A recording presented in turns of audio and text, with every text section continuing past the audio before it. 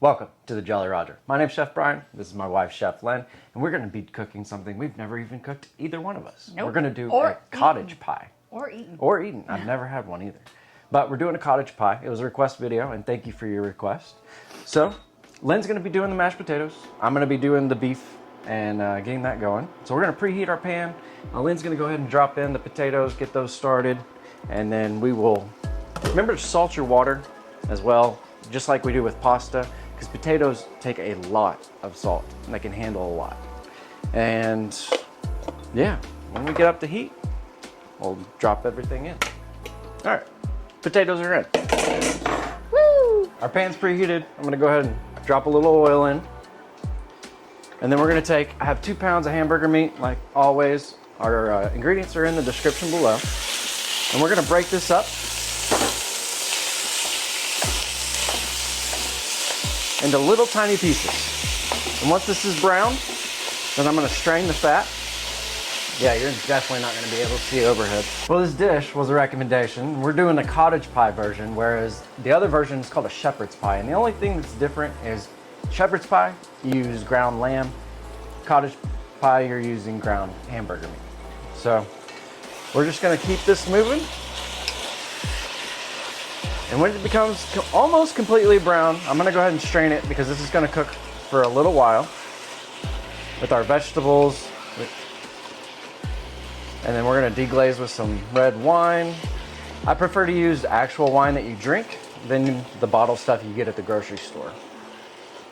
It definitely helps. It gives it a much better flavor. I wonder if you can use ground turkey. I'm sure you can. I mean, you can use any ground meat that you want. Good question. For our alpha gal Peoples. peeps. All right, so our hamburger meat is browned, so I'm gonna go ahead and drain it. All right, so we got our meat strained. We're gonna add a little bit more oil. And I'm gonna go ahead and saute these mushrooms and the onions. And I've reserved the meat off to the side because I don't want it to overcook, because this is gonna go in the oven for about 20-25 minutes at about 350. And then we're just going to saute these, add a little salt, draws out the moisture, makes it cook just a little bit faster.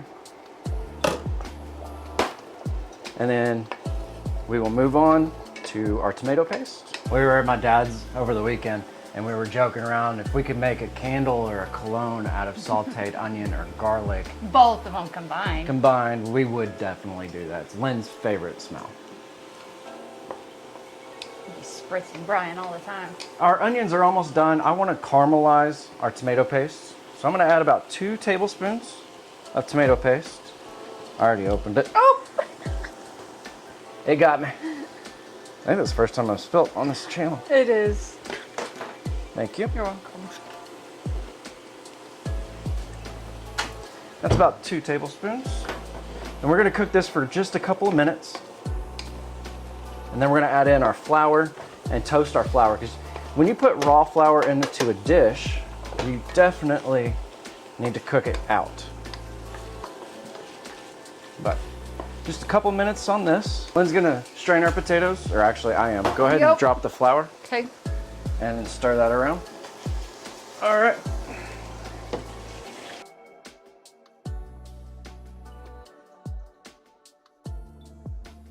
We're gonna add in our garlic. And this is about 7 cloves, minced really finely.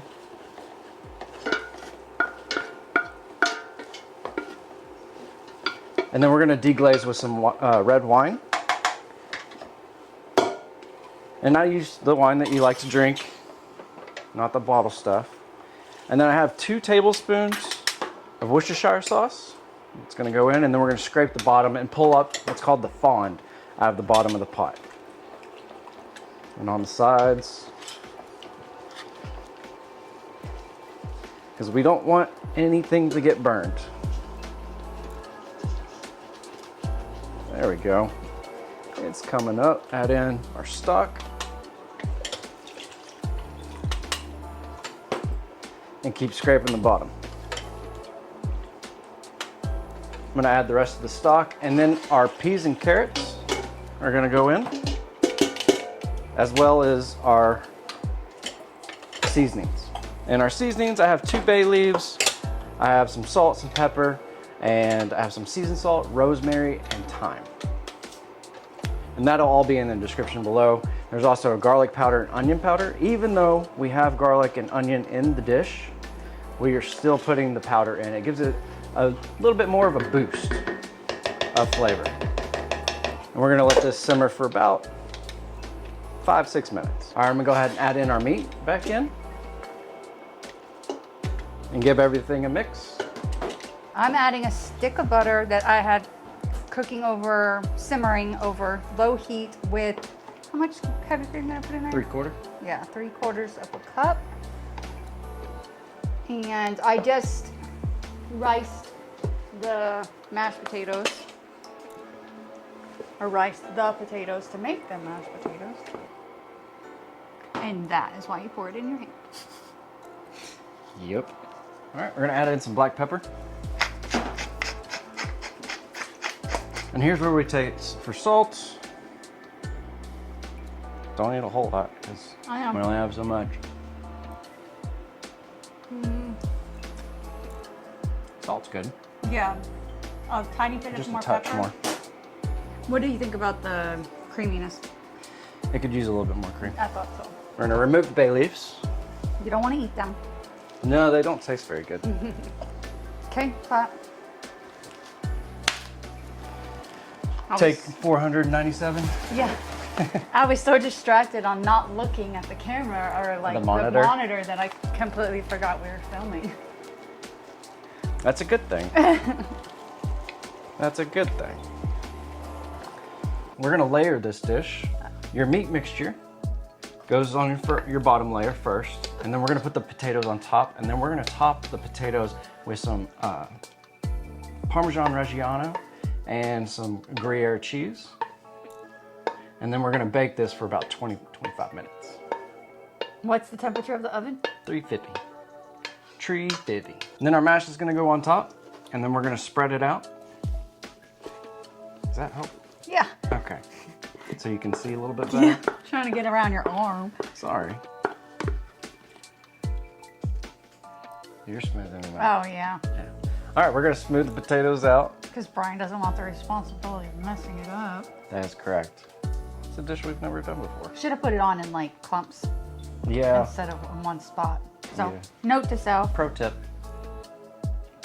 put it on in clumps so it, and like ice cream scoops. That's as good as I'm gonna be able to get it. We should put one more potato in the recipe, but that's as good as it's gonna get. So we're gonna top with some Parmesan cheese in a decent amount. And then we're gonna pair it with some Gruyere. And this is where our crust is gonna come from, is the cheese. It's raining Parmesan cheese. Yeah, dogs underneath the table. All right, and then some Gruyere. Okay, so now we're gonna throw this in our oven for about 20 minutes. And you're gonna want a sheet pan, something underneath it, just in case it boils over. You don't have to clean your oven. It's a lot easier to clean a sheet pan than an oven. It's been 20 minutes, and I turned the broiler on to get a good crust, and it only took a couple minutes to get that golden color. So we're gonna let this sit for about 15 minutes to kind of come down. It's hot. It's very, very hot. So, but it looks great. I'm really pleased with how it looks. And that little spot where we didn't have enough potato, nobody's even gonna know. So, but I agree. One more potato would have been perfect. Yep. So, we're gonna wait 15 minutes and then we'll plate up. That's it. Now we're gonna just top with a little bit of parsley, just to add a little color, make it look nice. Well, there you have it. That's our version of our cottage pie, and thank you for the request. I've never had one. I'm excited. I didn't even take a cheat. I didn't even taste it. Can you make sure it's still recording really quick? Okay, good, thank you.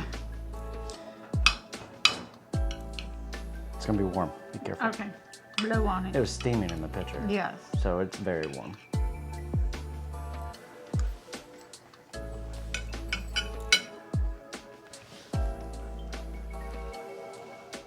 Tastes good. Yep. Weirdly. Weirdly? Yeah. That's good. So, before I have another bite, I wanted to thank y'all for being here. Comment, like, subscribe, and share. I guess, share. Anyway, and if you would like to see us make a meal, leave a comment down below. And we'll see you next time. Peace. We can't put that in there. No, you just said old folks. I know. We live in a quiet neighborhood. We live in a quiet neighborhood except for when they have grandkids over. Yeah. It's fine. It's 3 o'clock in the afternoon. They can be loud. As long as it's not later than that, then. Curfew is 6. Smack down on those little kids. Love you.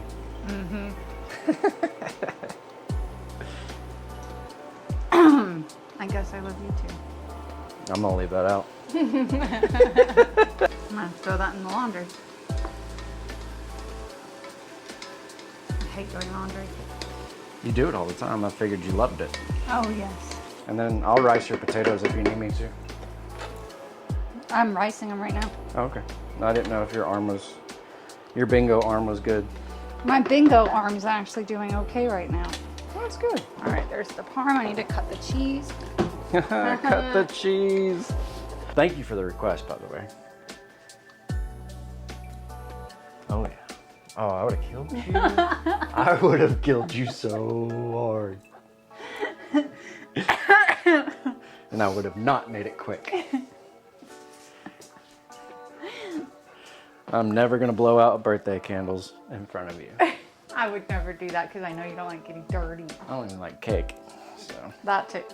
you're gonna be on YouTube. Say hi. Blake's gonna be a chef too.